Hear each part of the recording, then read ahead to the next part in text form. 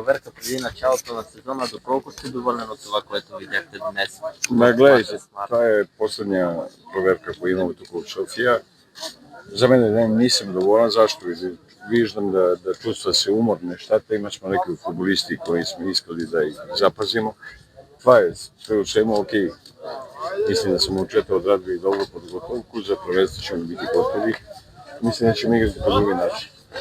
Доколко са готови според вас за шампионата? Они su gotovi за шампионата, това е със сигурност. Добре, през второто по време имаше много предимно млади състезатели на Славия.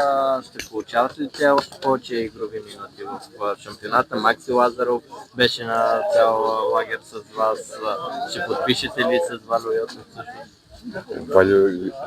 Валю е част от отбора od januara месец.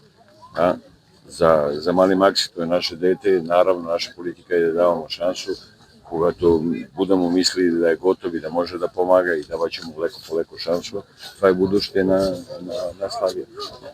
Виждате ли в отбора заместници на Исак Солей и на Мартин Георгиев? Това е много трудно да се намери веднага. Преди всичко у декември много е трудно да намерите замена за така два футболиста. Опитали смо се, ние сме още спирали и още нищо не е готово. Много време па ćemo да имаме за поставяне. Селекцията отворен процес, очаквате ли нови футболисти преди началото на сезона? Можно, ако имamo добру възможност, сигурно ćemo да я направим. Това е, искамо да сме сигурни, ако докараме некој футболист да може да посили отбора, од најлесно е да земиш, а да не си сигурен. И не искам. За финал предстои мач с Локо Пловдив, директен съперник за местата, при които се цели Славия. Точно така. Мисля да е Локо Пловдив сериозен отбор, има и добри футболисти, има и добри треньора.